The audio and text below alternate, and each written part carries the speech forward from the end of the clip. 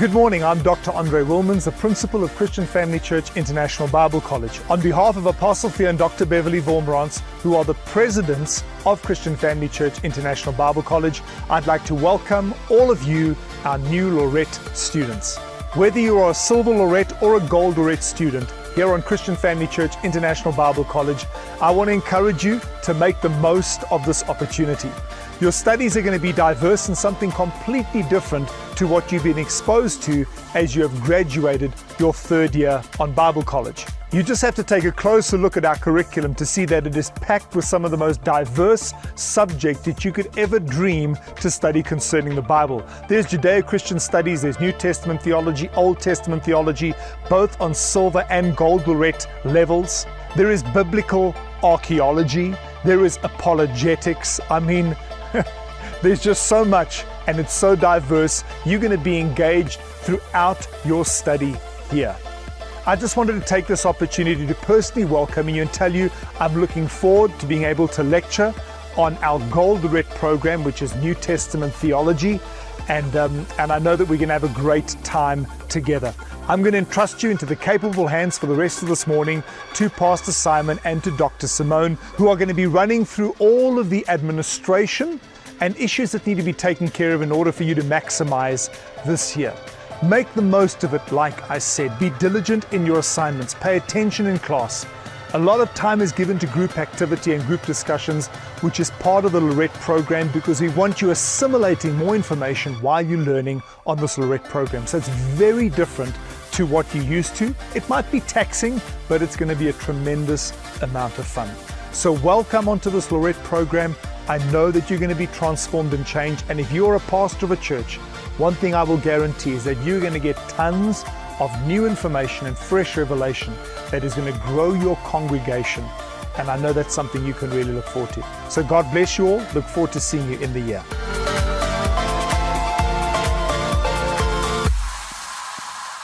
Well, that is our principal. You've met him all over the show, our missions director, and unfortunately, as we speak, busy packing bags, climbing onto an airplane and heading off to Zambia for a conference and also to do the graduation there. Would you like to hazard a guess, since you are now in serious big school, how many colleges or campuses we have around the world? Anybody want to take a flyer? How many? 50?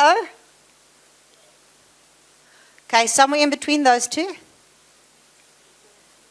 Well, let's go with, we are standing at, if I'm not mistaken, 59 campuses right now, but we're waiting for the final intake numbers. Over 4,000 registered students, and we have in this bunch, although you don't look like you're that many because some of your spouses and some of the other people who are pastors are in the leadership training, we have over 100 postgraduate students. So give yourselves all a hand. Why do we give you those statistics? Because we always like to point out how many students there are to the number of faculty. Do you know that if I look out there and see how many you are, and I know how many are sitting in Pastor Greg's leadership, I get nervous because my job is to introduce the faculty, and I keep looking for the other members and there aren't any because literally this is it. So, without further ado, other than Pastor Andre, who is more not here than he's here, who's the principal, I'm the international registrar. I work with all the colleges around the world. I don't just work with masters, but it's my absolute pleasure to lecture on masters and to be very engaged with masters. You guys are my new babies, since all the undergrad babies belong in Joburg to Dean Elaine now. So you guys are our children. So along with that comes the daddy, Pastor Simon, who is the dean. You're going to speak a lot to him. Stay standing, Pastor Simon. And then your mommy is Mariette, who is our support manager for the postgrad program. She is your support and my manager. She keeps us in task. Now I want you to have a look at it. How many of us are there and how many of you guys plus the people in leadership training? Do you see the ratio? I want you to see that ratio often. This is why on postgrad studies, it's very, very important to learn this lesson right up front. We are a small faculty because you are adult, mature learners on a postgrad level. It puts a whole level of responsibility on you. We are no longer going to do any spoon feeding. This is your faculty to get you to an educational level, not to give you IT support, not to help you upload assignments, not to tell you where the answers of certain things are. Right, Pastor Simon? Right. We're here to help you obtain the best, but nothing more, nothing less, which is why today is so very, very important. One of the other people that you will hear a lot of, we keep her low key because she's like our little ace, but I know she's here somewhere, is Dipua. Where's Didi? Is she standing outside? She's this tiny little lady outside. You probably encountered her if you haven't paid your registration fees yet. Did you meet her this morning? If you didn't, it's because you were paid up. She's only about this high. She and Mariette are competing as to see. There she is. Hello, Dee. Look, it's one thing if you get a call from us. It's completely another thing if you get a call from her. Because she's got behind her this really large, bald, big bouncer. Right, Dee? You told me I must tell them that, right? And he's mean, hey? And he'll come and he knows where they live, right? When they don't pay. Did I do a good job? Oh, and he's got a baseball bat, right? So, no, all jokes aside, this is Didi. She runs your finances for you. She's an absolute blessing. Trust me, she is very sharp. She knows exactly what you've paid, what you haven't paid, where you paid it, and why you didn't pay it in the right account. And you're busy building that slush fund up for us for every time they paid in the wrong place, right? Thanks, Dee.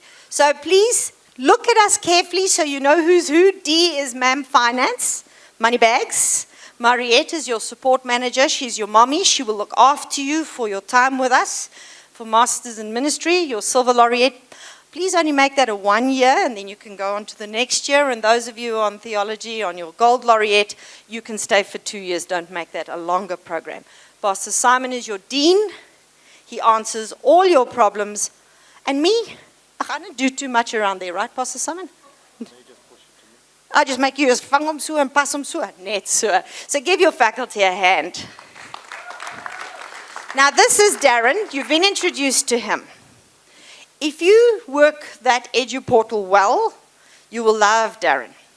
Let me tell you what, as a student and as somebody who's been in education for a long time, this is the easiest portal you will ever work with. But if you don't go on your portal, you will be very lost very quickly and you will not know what's going on. So make it your friend, right? Right. I'm going to hand over to Pastor Simon. He's got lots to tell you. I'm going to eat my muffin. Okay, guys. Dr. Simone is also the lecturer for research and dissertations on our Master of Theology or Gold Laureate program, as well as being the international registrar. I'm the lecturer on origins of the Bible and apologetics, origins being in Silver Laureate, apologetics being in Gold Laureate. But I'd like to introduce you to someone else, is Dr. Sergei Solomons. He is a gentleman that has been involved with numerous things, including putting together curriculum for postgraduate institutions, and we utilize him as a coach for us as lecturers to ensure that what we're imparting is not only in the right standard, but in the right manner for postgraduate students. And this is just to tell you that we are not satisfied with status quo. We are always looking to improve. So every now and then we will sit on a course with Dr. Sergei so that we can continue to improve and give you as students the best that there is out there. Now, I know I went through the live lecturers that were here, but I'd just like to go through them again so that you're retaining the information. Okay, there is Dr. Andre, who will be doing New Testament theology in the Gold Laureate program. On the occasions when he's not here, all right, he does have a stand-in lecturer for him, which is teacher Theo. However, what we are trying to impress upon Dr. Andre is that he is here most of the time. All right. It is not a downscale when teacher Theo is here, because Teacher Theo has been briefed on exactly what we require. As the faculty, we require a certain standard from our lecturers. That is why there is a relatively small group. Each of them are experts in their field. We have Dr. Johnny Slubbert. He is doing Judeo-Christian Studies 1 in Silver Laureate and Judeo-Christian Studies 2 in Gold Laureate. I would say, having been with him since the inception of this and all the study that he's put, that he is probably the foremost expert in South Africa on Judeo-Christian Studies. So we're really blessed to have him on our program. Next we have Dr. Simone Slubbert, who I've also introduced earlier. She's the glamour part of our team. The rest of us are, let's leave it there. You know Reverend Villinell. Not only is he a lecturer, he is a reverend. So we don't just have an academic teaching on Greek and Hebrew. We have someone that has a relationship with Jesus Christ. And I don't know of anyone that is able to put that through teaching a language, but he does. We have Reverend Ben Fourie. He, once again, also a reverend, more on a reformed basis, but he is a foremost expert on Old Testament theology. He does Old Testament theology 2 in the Gold Laureate program. Those of you that have sat under him, I'm sure realize that even though he's a fairly large man, he has so much information within him. Well, okay, fine. Now, yeah, he's full of information, but more than his size, there is so much information. But let me say this to you, those going into the second year of theology, Gold Laureate, listen carefully, very, very carefully. Because although I've got him to reduce the number of assignments for you in this year, the assignment that you will be getting requires just as much time and effort like the one last year. We then, well, that's the whole intention. We have Professor Martel Leroux.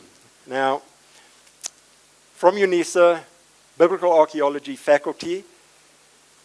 The Biblical Archaeology faculty in UNISA is the largest of its kind in the world.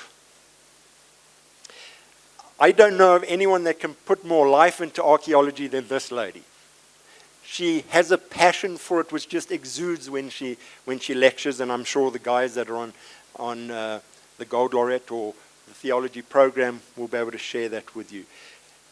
But we don't just have one biblical archaeology lecturer, we have two. We have Prof. Kuni, who is acting head of that department.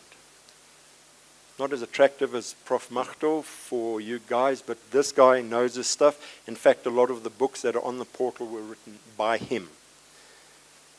And just to add to that, a number of the discoveries of artifacts in Israel, they have found and are housed at UNISA. Significant artifacts. Assisting them, we have Teacher Paul, who we are grooming and raising up because he has a penchant, let's just say a passion for archaeology, to the point where we will be sending him on a dig into Greece later this year. He assists, and there's one or two modules or one or two sessions that he will be lecturing. We then have Pastor Wayne Hopf. He's from Durban. He is probably, well, no, he is the foremost expert in South Africa on systematic theology. Not in Silver Laureate, but in the Gold Laureate program. Someone really to look forward to. He has produced 4 volumes like this, just on systematic theology. Gets you thinking. Then there's Pastor Jenny Roche on psalmody. Now, psalmody is a course that was developed by Pastor Tom Ingalls. Pastor Jenny was on one of the first courses he ever presented. And hence she has an in-depth knowledge of psalmody and the lecture on psalmody, but she presents it in a way that is very different and very unique. Then we have Teacher Wendy van der Merwe, who you were introduced to earlier, who does New Testament Theology 1, and she likes to play games with you. Not just mind games, but good games in the class. Look forward to her classes. Then Pastor Danny Carmichael Green, if we do history of the church, he's the lecturer we use. This year, it is not being offered because we didn't have sufficient students to run a class. However, he is the lecturer that we normally use for that. Then we have Pastor Mani Khanis, who I introduced you earlier, who does God's Generals. He did his dissertation on God's Generals and is very capable. In fact, he even started and ran a Bible college as a third-year syndicate, ran it for 3 years, and then was able to hand it over. So he has a lot of expertise as far as lecturing. Then we have teacher Jason Pillay, who I introduced to you earlier, with regards to dispensations and covenants. Elaine Monty, I'm not going to spend too much time, does those 2 modules, Old Testament Theology 1 and Cults and False Religions. What do you remember about him that I said earlier? What else? Okay, I'm going to push pause here. In postgrad studies, if you are asked a question by the lecturer, and if you sit and don't say anything, the lecturer will pick on you. And he will, or she will, not try to embarrass you, but the question asked may embarrass you. There's no right or wrong answer. We get involvement. There has to be involvement from you as students. We will set up discussion groups. We will pose questions to you. Ask Estelle, sitting at the back. Ask Vincent, what happens, guys? Right, and? It's interaction that we need to have, and there's a specific reason. When you ask a question of the lecturer, who may not give you the direct answer, but pose a question in response, it gets you to think. And that's our objective, to get you to think, not to open your mouths and get fed with a silver spoon. All right? Then we have me. I won't spend too much time on me. All right? Because you'll have to experience me. I need to tell you, right, Estelle? We need to warn them, right? Pastor Simon alluded to this. I want to give you a flashback. Remember when you were an undergrad? You sat there for 3 hours and you underlined and you listened. Sometimes you played on your phone, and that's all. Let me warn you right up front. It's not going to look like that ever again. This will be the last time you'll sit in front of us and be quiet. Our lectures don't work like that. Everything is interactive, participative, lecturing, teaching, talking, asking, what do you think, what do you think, what do you think?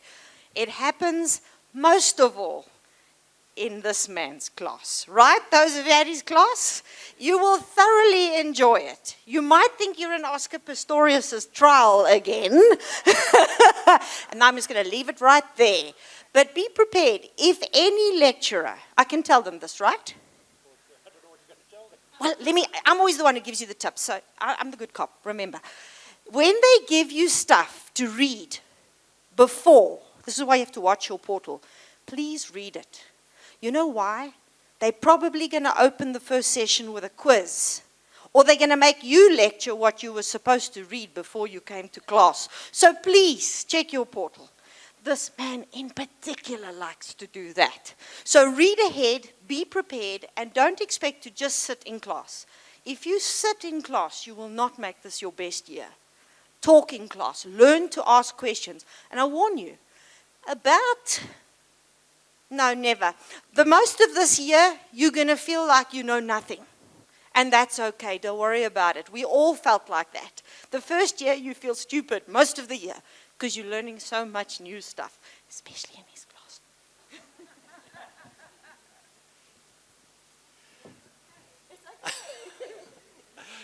And if you feel bad about it, let it go. Okay, we're now going to go on to how are you going to graduate? Hopefully that is the goal that you've set for yourself. Does everyone here want to graduate? Put your hands up, let me see. Not everyone's put their hand up. Okay, so you all want to graduate. Do you want to know how to graduate? That wasn't that convincing.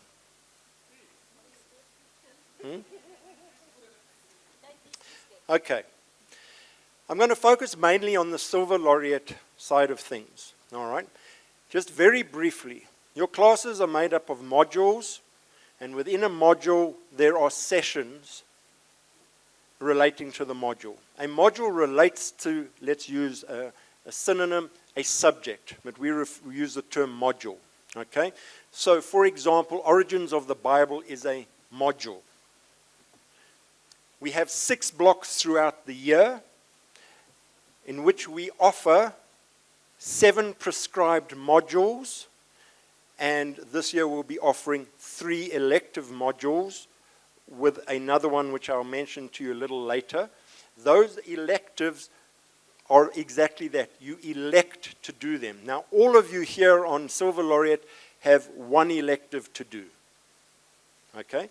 If you want to do more than 1 elective, that's fine, but it will be an additional cost over and above your normal tuition fees. Let me warn you, though.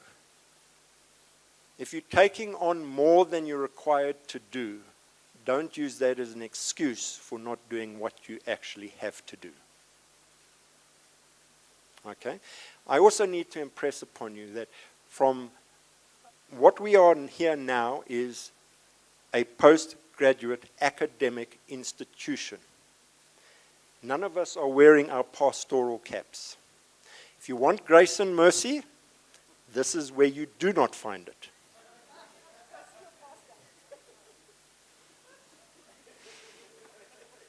Am I right, Esther? Now, just running through very quickly what your prescribed are in Silver Laureate. We have Judeo-Christian Studies, 1. New Testament Theology, 1. Old Testament Theology, 1. Introduction to Biblical Greek, Introduction to Biblical Hebrew, and Origins of the Bible. The electives are Dispensations and Covenants, God's Generals, and Psalmody. Now, I mentioned a 4th, and that is the Biblical Insights into Israel tour, which some of you are going on, but not everyone. All right? Now, even those that have chosen to do it, there is an assignment for it afterwards. Melissa, there is an assignment for it. I'm not going to spend too much time on the tour since not many of you are going on it, but it is an elective, and it is also an elective in the Gold Laureate program. So if you're Silver Laureate and you have not able to go on the Israel tour, you can, when you enroll on the Gold Laureate program, use it as an elective. It carries the same number of credits. Now, what are credits? All right. Well, credits are what you get when you pass a module, subject. I'm going to use those terms so that there's no misunderstanding. Your graduation is not based on an accumulation of marks. So, let me give you an example. If you have 7 prescribed and 1 elective, and you get 88% for 7 prescribed, and you get 57% for that 1 elective, you fail. Because you don't get the prescribed number of credits. You only get the credits for a module when you pass it, and the pass mark is 60%. 60%. Now, I have to make this very clear to you. 59% is not 60. The lecturers do not mark assignments to fail you. They will mark the assignment fairly based on a rubric, which is a marking memorandum. In other words, prior to getting the assignments, they have a marking memorandum to mark the assignment. All right. So that the credits relate to you passing a module. All right. If you have chosen to do 1 more elective than you are required to do, and you pass 1 elective and fail 1 elective and have passed all your prescribed, then you will pass the year. But understand, you can get an average mark of 80% and still fail. because you haven't got the credit for the module that requires you to get the credits. Any questions on that? Now I move straight on to the assignment. Oh, yes.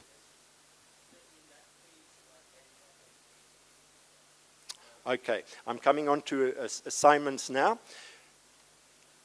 Basically, every module has one assignment in the Silver Laureate program. However, there are a couple of modules that have either a two-part or a second assignment.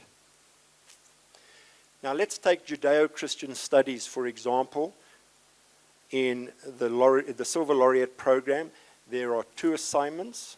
One has a weighting of 20%, the other one has a weighting of 80%. You can fail the one assignment, but your grade can be sufficiently high in the second assignment so that you will have an overall pass mark of 60% plus. Okay?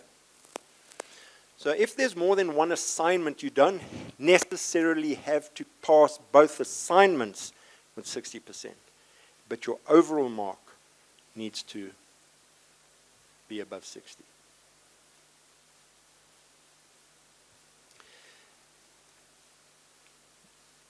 The assignments have to be presented in the fashion that is highlighted in the portal, but we're going to go through it now.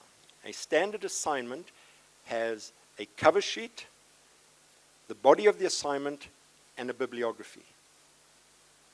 For all the modules barring Hebrew and Greek, the assignment has to be uploaded in a Word document.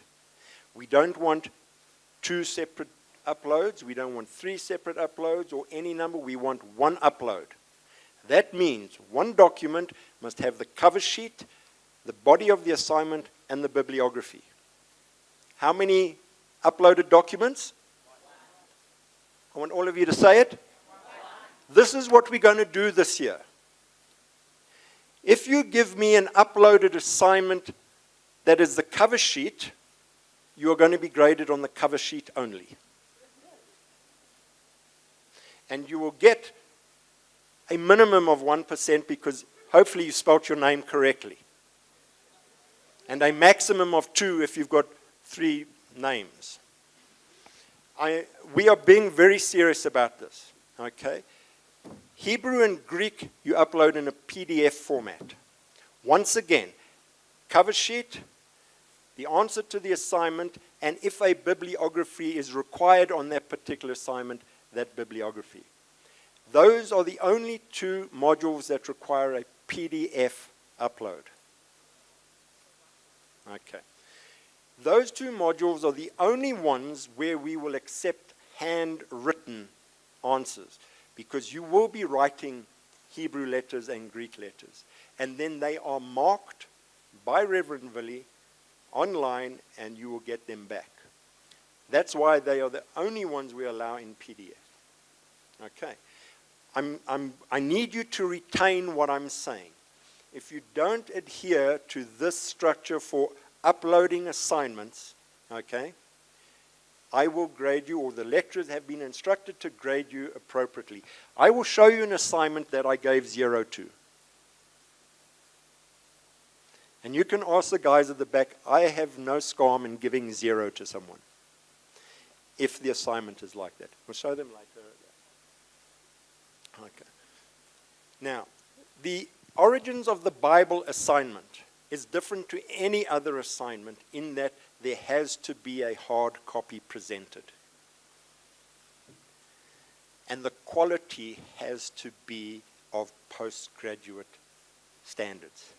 If you give me an assignment done in the car park, or done 5 minutes before the assignment due date, you are going to get a car park grade. Okay? I will show you afterwards a 0% assignment and a distinction assignment.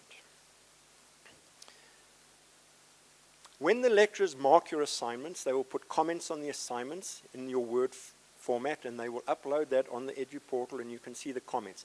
If you fail, in other words, you don't get your 60%, you have the option to resubmit. You have the option to resubmit. You get 2 months to do an assignment in Silver Laureate programs. So let's say you're enrolled on block 1, and Mariette will go through the various blocks. After that block, for that module, you have 2 months to submit your assignment. The lecturer then gets 1 month to mark your assignment. If you fail, you will then get another month to resubmit the failed assignment. You do not have the opportunity to improve a pass grade. So if you get 60%, don't try and resubmit one to get a higher mark. You've got your credits, that's all you require. Okay. Yeah. Pass mark is not your goal, credits are your goal. Very, very different to what you've had before. Yeah. So if I get over 60 on a mark, do I get full credits for that course? Yes. So either you get 60 or 99, you will get your credits for that module. Okay? The only difference is that at graduation, if you get the 99, the chances are you may get some form of recognition. But that mark also goes on your transcript. So if I'm going to employ someone that's got credits but has a different mark, maybe I'll look differently at that.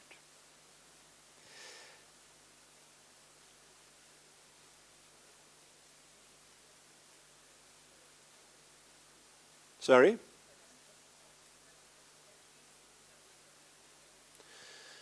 No, if you resubmit, you get the mark of the resubmission. You don't get the average. Okay? However, all right, this is where we are generous. If your resubmission is less than your original submission, we will give you the higher of the two.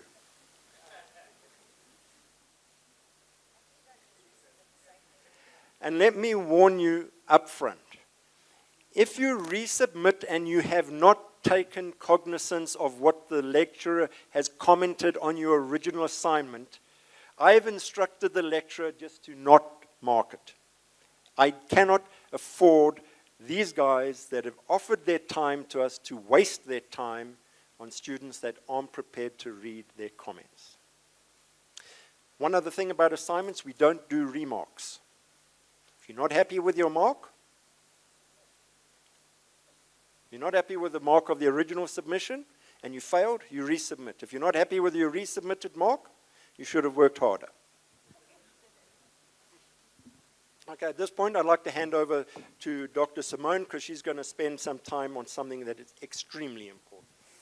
I always get the bad things.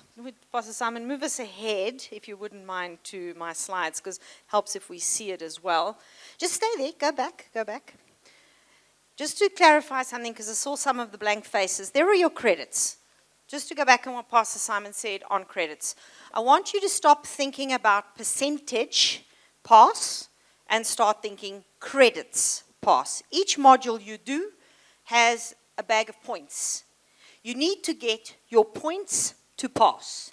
105 in your Silver Laureate in your prescribed modules, plus, how many more, Pastor Simon, on the next slide? There we go. Plus your 40. Now, those of you coming from a CFCI background, you have 30 in the bag already, which is why you only need to do one more, because you have RPL. And so you will end up in total with 145 credits. That's your target to graduate. Don't, I know the dean will tell you work hard, work hard. I'm going to say work smart. Listen to me. This is no longer the year where you are only going for percentage. I want you to aim for your 145 credits. I had a lecturer at Varsity used to tell me, true intelligence is knowing just how hard to work to obtain your certificate. So, I want to encourage you this year, don't quit. Remember, yes, you are capable of an 80%. I'm fully aware of that. But some of you put so much into the 80% that you let other assignments slip, and then you don't graduate because you didn't get your credits. So I want you to work on at minimum of 60%, because that gives you your credits. Then you get all your cookies to put in your jar, and at the end of the year you have 145 of them and you graduate. Then, if you've managed to do that, then I'd like to see the distinctions, Then I'd like to see the top students come out. Then I'd like to see the people who win the awards for the top performer in every subject. But first, you need to pass with credits. So not percentage, credits. Mind shift. Do you see the mind shift? Last year, you just aimed for 50%. Lord, just get me across the 50% line.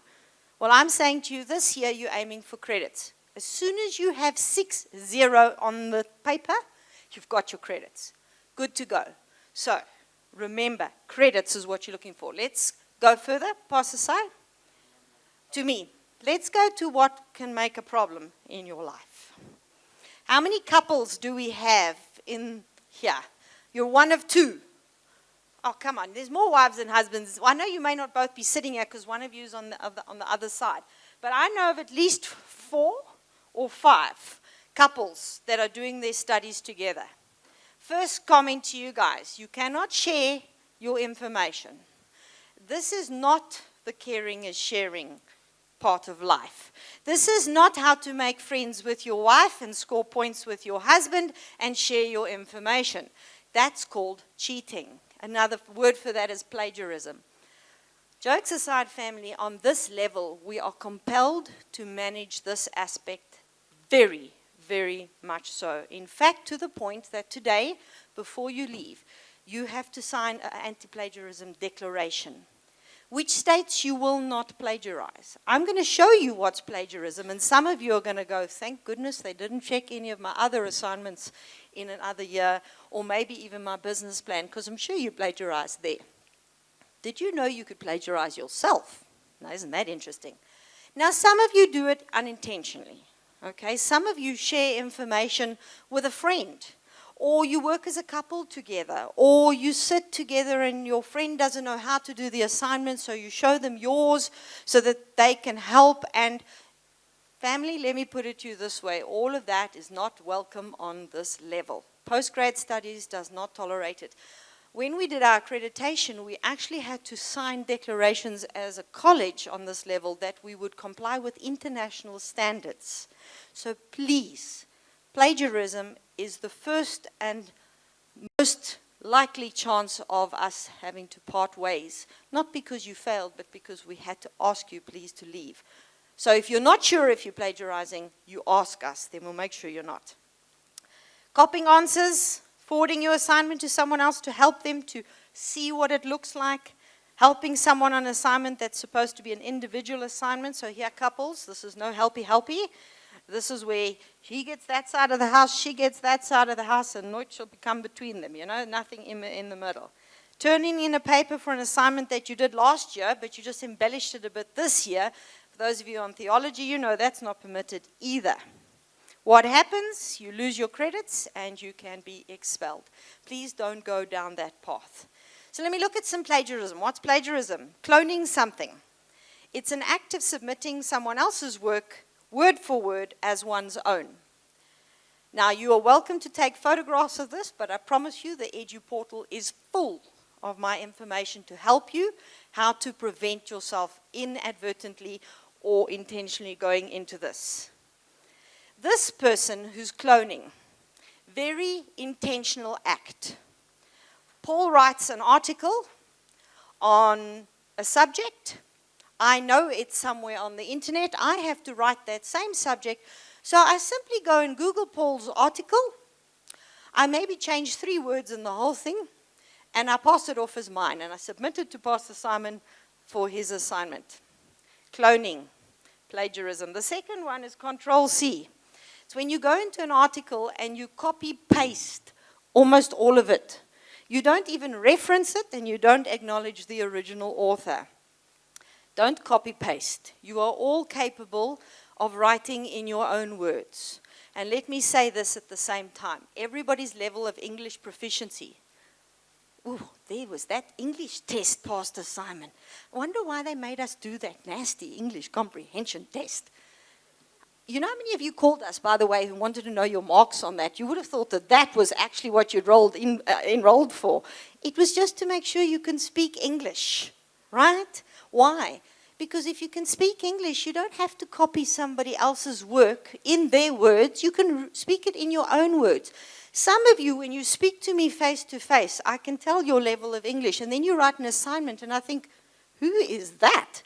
You sound like you swallowed a dictionary, and some of you, it's not even the English dictionary you swallowed.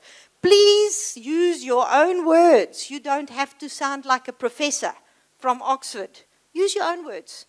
We're not in an English modality. We are teaching theology. I'm not looking at whether you know the 55 synonyms for plagiarism or any other word. Find and replace. This is very good as well. Some of you, no names, no, I won't look at anybody. Let me look at the camera. Then nobody will feel guilty. Some of you know that in the Word document, there is a little button that you can say synonyms. Some of you use them. But Lord have mercy. Some of you do not even use them in the correct way. The synonym that you chose isn't even the same as the one that you're replacing. One, that's plagiarism. Two, the sentence makes no sense. I wrote here, here's an example. It is imperative to come early. I had one student change that to, it is domineering to come early. Excuse me? I know you used the synonym function. Please stay away from it. That is not changing a document into your own words. A remix. How many musos do we have here? The musicians always understand this one quickly. This is when you take a couple of people's pieces and you mix it all together and it's a remix. It's not your own. It's still copy-paste and a lot of mixing of other people's. Nothing original. Then, the next one is recycle. Pastor Simon, take me to recycle, please. To the next one.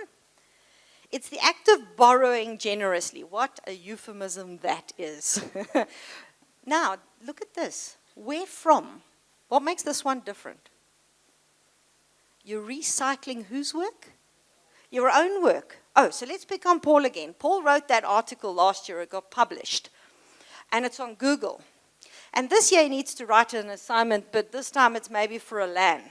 But he thinks maybe last year's assignment can kind of work. He'll just zoosh us up a little bit, or he's going to take 3/4 of it and then just, he doesn't reference himself. He doesn't even reference the article or the original time he wrote it. Did you know you could cheat yourself? You could plagiarize yourself. So if you use something that you have written before, those of you who are authors, then please reference yourself.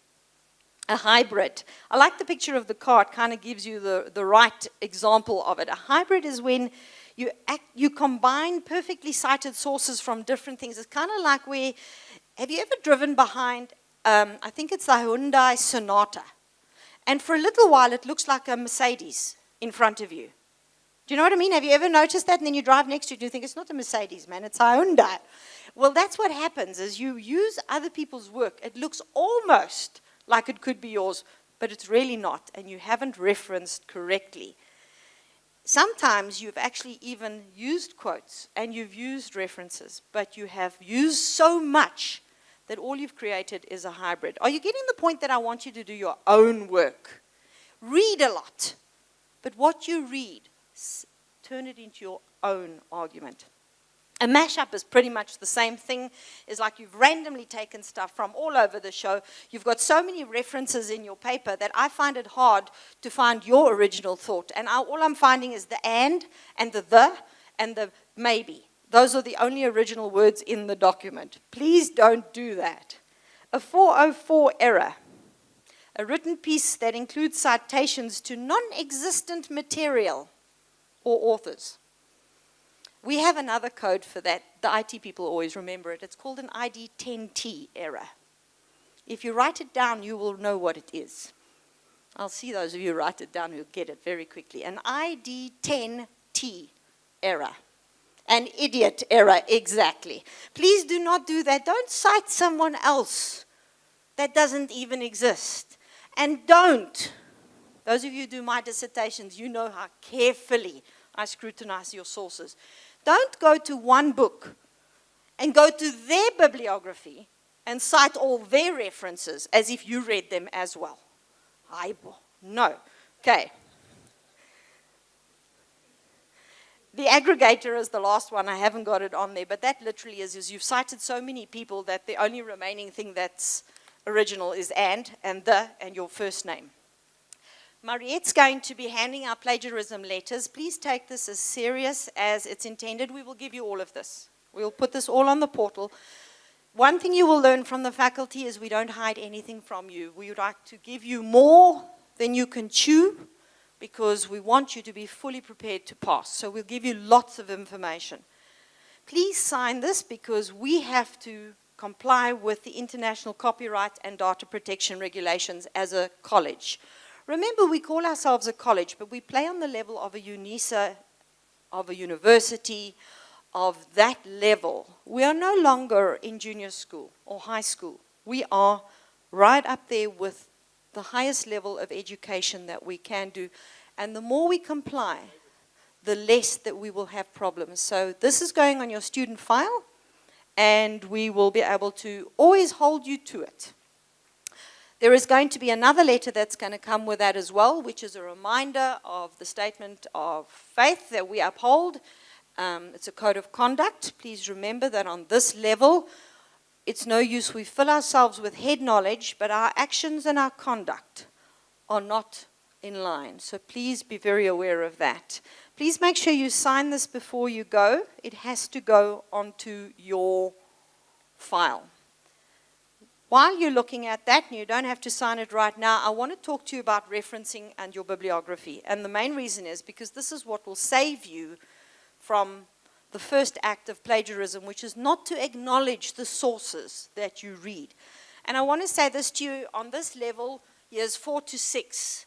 You cannot submit an assignment without a bibliography, even if the lecturer doesn't ask you for one. Probably the only one that is exempt of this would be Hebrew and Greek, where you're actually busy writing Hebrew and Greek. But be very careful even there, because if you have used another source, which I know many of you did do, you went online, didn't you? And you maybe watched a YouTube on how to do it. The minute you do that and you don't reference that, you're putting yourself into dangerous waters. Put a bibliography. You will never be marked down for adding a bibliography, even if the lecturer didn't ask for one. So make a mental note. The minute you look at anything, know how it needs to be referenced, and start writing down a list. The theology students know, the minute they do my course, they have a little black book. Don't you guys? And you start writing every little thing in there, even conversations you have with someone you might be interviewing. You write down the date, the time, and everything. So I'm going to give you, very briefly,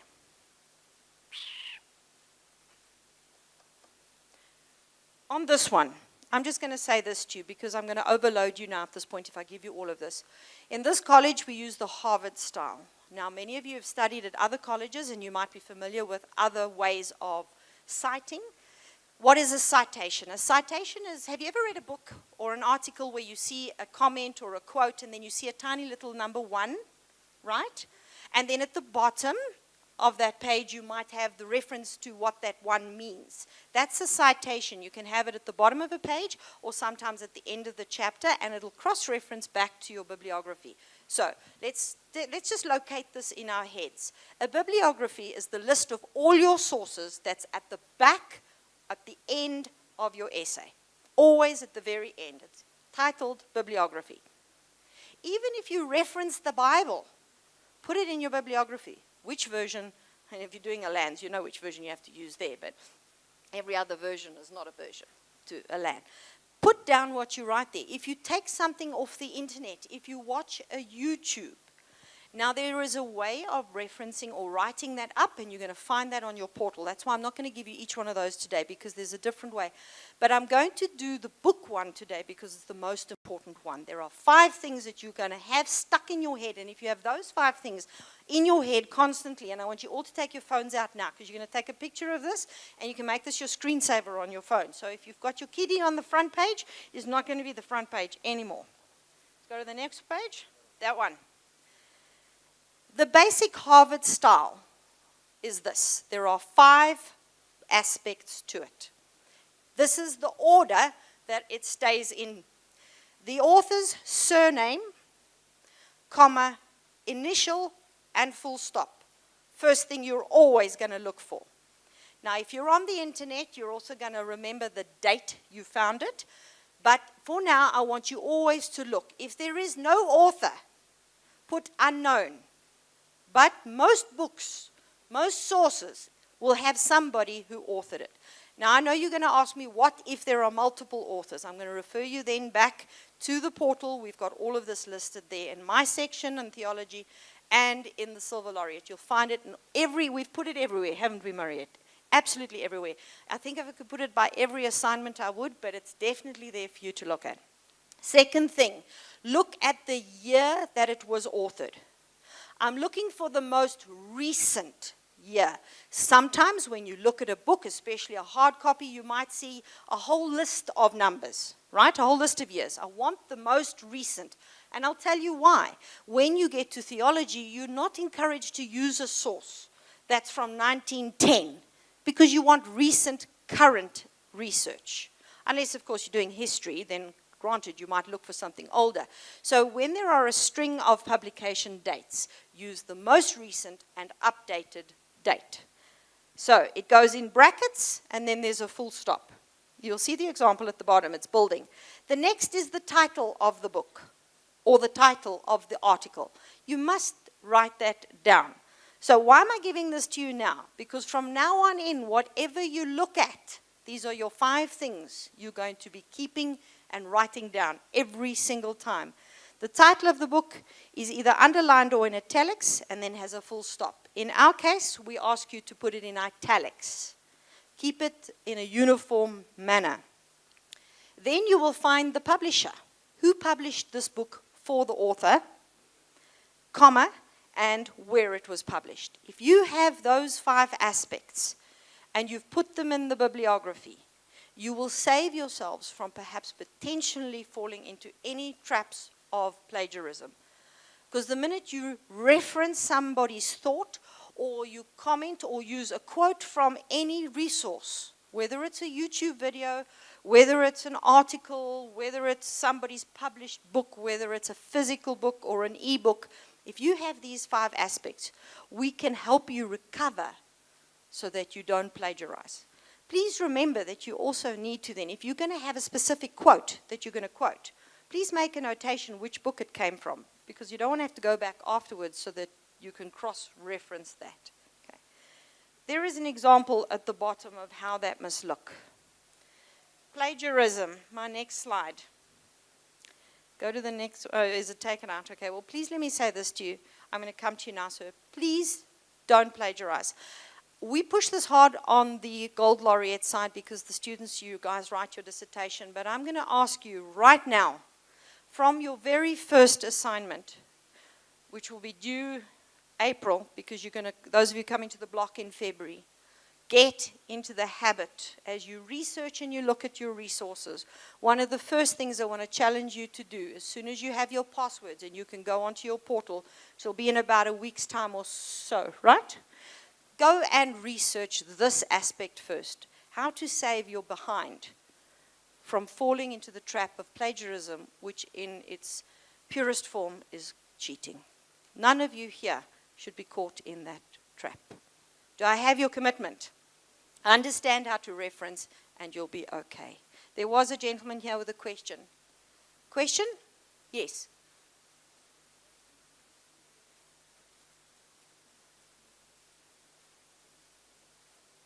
I'm going to come to you, and the camera will follow me because I can't hear you and I want to catch your question.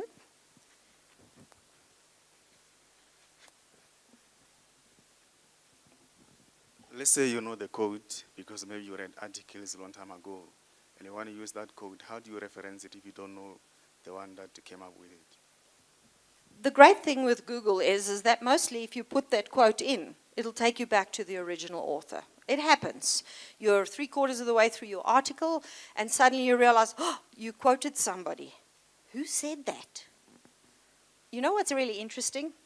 I've quoted something like that and I've done the search myself, and then I thought, say, for example, Pastor Simon said it first. And then I realized actually Pastor Simon was quoting somebody who quoted somebody.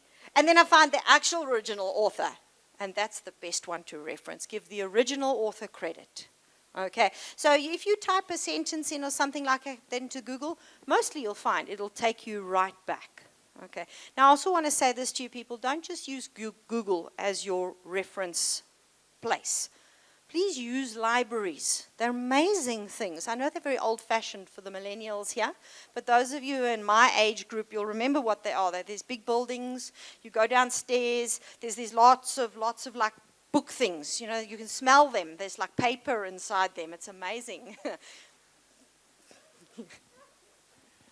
I think I also heard somebody saying you quote something from the internet today, and then let's say by the time I submit to you, it's taken away from the internet, you won't be able to retrieve it. Then what happens in that case? That's why when you go onto the platform, you'll see we tell you what to do on an internet source. If you put an internet source, for example, will require you to put your date of extraction. That will protect you, because say now you're quoting an author that wrote something on the 3rd of January 2018, and then you move on, and in July the author decides they don't like that article anymore and they remove it. It's not your responsibility to now go back to your work and take it out. That's why you put the date of extraction there, the date you took it off. Anybody else? I want to hand over to the next session, so let's just recap. We're working on how to get you graduated. These are all the academic issues. Pastor Simon. Yeah, I'll speak in stereo now. Before I hand over to Mariette, Pastor Simone mentioned a code of conduct. We've called it our morality letter, which you signed out there. This is in line with the church's morality letter. It is crucial for us to maintain our accreditation and to be seen as a reputable institution that we enforce certain guidelines, parameters that are required. Hence, we've had to have you sign these morality letters. We are a church-based institution. In other words, we are lecturing theology and ministry. Hence, we need to live by what we are preaching. Is that okay? Okay, I'd like to hand over to Mariette now. She's just going to go through rosters, etc., and the go-to lady for this stuff. Hi, students. If I didn't greet you outside, I'm happy to see you all anyway. I'm going to speak to you about the rosters. You will see that I attach it to the agenda for you. So I want to go through it quickly because it goes hand in hand with your attendance of the physical classes. So if you look at your roster, you will see, as explained, that there's 7 prescribed modules and there's 1 elective. 4 electives, but we only have 3 now because history is not running. What I want to tell you is on the website, you will see a roster like that. But then we go to the next slide, Pastor Simon. That is the roster that we're going to work on. I want to explain a bit about the roster. If you decided, listen, I'm going to do block 1 and I'm going to do all my modules, then we are going to give you access cards. That's another thing I want to tell you about. We want you guys to upload a photo of yourself on the portal after you received your login details. Your login details will be given to you on Thursday. When you go in and you log in, you will have the option to choose your blocks. That is why we handed you your rosters now, so that you can decide when you want to do your blocks. As explained in our prospectus, which is will also be uploaded on the portal, and which is on the website as well, you have to do your module in 1 block. You cannot come and do Hebrew in block 1 and think you can come in block 4 and do the rest. You have to complete it in 1 block. But you don't have to do all 3 in 1 block. If your time schedule is so busy and you want to spread your blocks, you are welcome to do it.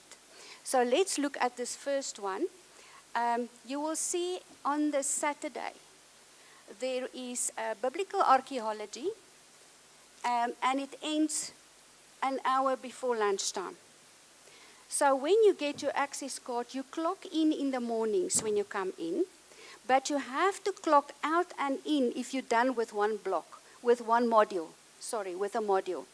So if you're here for biblical archaeology on Saturday, you clock in 8 o'clock, then you clock out 11:50, because you have to clock in for Old Testament so that we can see that you attended the module.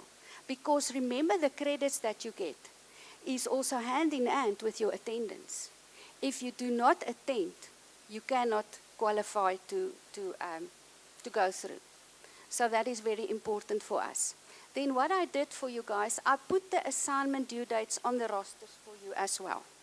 So you will see for block 1, the last day, which is 24 February, the Saturday, 2 months from February, that means 24 April, your assignment needs to be handed in. But don't wait for that day, the 24th of April. Do it beforehand, because I see that students wait until midnight that day, and then the internet's not working and they can't get their assignments in. So it's very important for you guys to please do it. The last minute is 12 o'clock on the 24th of April. If you are a minute late, you will have to be penalized with a penalty fee, and it's a lot of money. It's 750 Rand if you're late. So I will suggest put in your assignments a bit before the due date, then you know you're fine, and you know it is there. But do not worry, do not be discouraged, you will be able to do it. So do not look at me with big eyes, you will be able to do it, don't worry. Okay, so the assignment due dates are at the bottom. For Introduction to Biblical Hebrew, it shows there 24 April. Then the line just underneath that, that is for the lecturer. That is his date to publish your grades. He's only got 1 month to mark. Only 1 month. We give you 2 months. The poor lecturers got only 1 month to mark.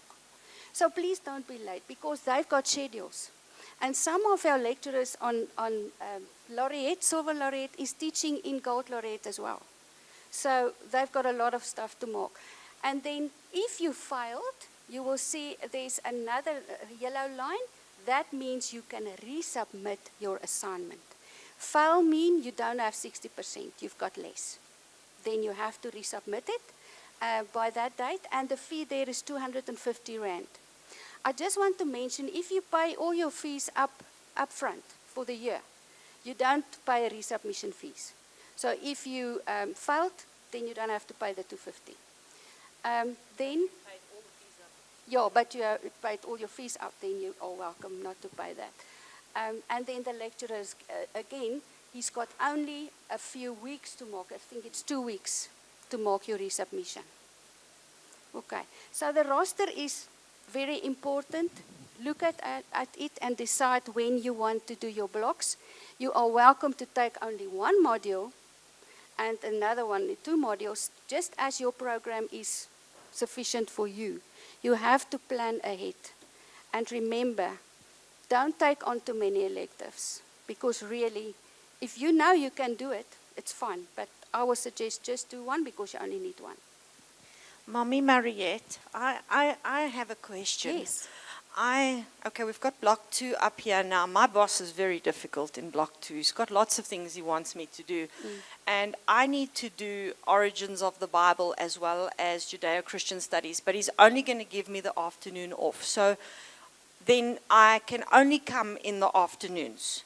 When can I then do Judeo-Christian studies? Because he won't let me off in block 2. Okay, that is my next answer. All the prescribes are duplicated. Thank you, So Mariette. if you cannot come in March, you can come in July. Okay, that's better. My boss is better in July. Then you can come in Or July. June. And talking of your boss, in July. Talking about your boss, if you need a letter for your employer, you send me email and I will give you a letter to tell them, listen, this person is doing a course, say in March or whenever you want to do your block. I do letters for the students, so you can just ask me for a letter for your job. Then we spoke about the access cards. The rosters, as I said, is duplicated. Please look closely at that and decide when you want to do it. When you have then your login details, you will be able to choose your blocks. Now I want to say something else. You cannot change your blocks. We want the choices before the first block starts, and that is 22 February. You cannot book blocks that you want to do and come in March and say, listen, I want to change it. You can't do that because we have to have a certain amount of students in the class and for the lecturer to plan and so on. So we cannot have 50 students in block 1 and only 10 students in block 4 when it's repeated. So first come, first serve. Unfortunately, that is how it's also going to work. So if you forgot to block your books, or to book your blocks, we will book it for you. Okay. At the end of this whole program, we will have time for questions and answers. Okay. So the access cards will be handed to you when you come for your first time. So you have to upload the photo. We will do something with our photo, don't worry. You just have to upload it. It can only be a head and shoulder photo. We do not want your nice fancy photo on the beach or wherever. We just want to see the front of your face, remember. And that's it. You upload it, you will be taught how to do it. I just want to say something. All the things that we are talking about today will be uploaded on the portal. And that's why we said you have to look on the portal. So for this program that we run, you have to have access to internet all the time. Really, that's important. And you'll have to go on it and see what is there for you guys. That's it. Thank you. Yes. On our time frames in a block, Yes. you've got the different time frames. The same lecture that gets presented at different timelines, or is it continuous lecture? Continuously. That whole module is running like this. So it's made up of, Yeah. say, 8 or 9 sessions. Oh, yes. The module is made up of either 8, 9, 10, or 12 sessions. You'll see they're all color-coded. In a particular block, this is what Mariette said, you must finish the whole of them. So if there are 9 lectures for psalmody, 1, 2, 3, 4, 5, 6, 7, 8, 9, you must be able to do all 9. But you don't have to do all 3 of the different subjects taught in that block. If you can only take afternoons for February because that's what you can do, then you plan it according to your program and your calendar there. But please remember what Mariette said. You cannot start psalmody and do 5 of psalmody in block 2 and then want to catch up and do the other 4 or 5 somewhere else. What she will tell you then is your first lot, thank you for attending and filling up the seat, but you're starting again when you come again. So please be very aware of that. You have to start at 1, end at 9 or 10 or whatever it is for that subject. That I also want to mention, the electives are not repeated. So it runs in that block where it is on your roster. You will not be able to come and do somebody in another block. It's only in one block. It'll come back next year. Yeah, that's it. Okay, and just going on from that, if you have to come back next year because there is a module that you have not passed, you are then referred to as a repeat student. You would then only have to register, not reapply, so there would be no application fee. So you would register, there's a registration fee, and then only pay for the module that you are repeating. And then obviously you need to let us know if it's prescribed, which block you're coming in to do that. All right.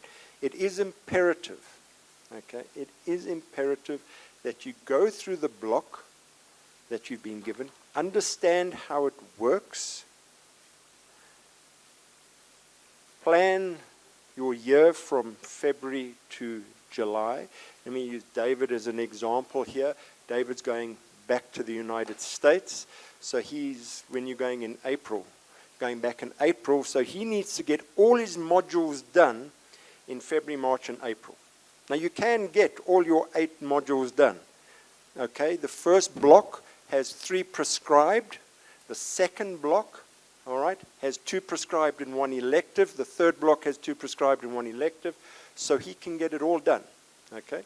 The only thing that David's got to worry about is that he's going to be doing assignments for the rest of his and all on top of each other, because it's 2 months after each block. Okay? Here's a word of advice. Spend the time doing the assignment correctly the first time. All right. Now we're going to take a 20-25 minute break so you can have a cup of tea and coffee. Then we're going to come back, and please be back promptly. I need you to practice promptness. Okay? Murray had mentioned something. Okay? Attendance forms part of your credit allocation. Meaning that if your attendance is not up to scratch, you will not pass with your credit. You won't get your credits. Although you may get a 60% on your assignment, but if you miss, and we don't give a huge percentage of attendance like undergrad. We get zip. We give you zip. Unless there is a valid excuse, which you then have to prove with a letter to us, a hard copy letter, not an email, hard copy letter. So if you've been taken into hospital because you're giving birth, Plan better, your baby. yes, plan better. Where's Belinda? Okay, so let's take a break. We'll see you shortly.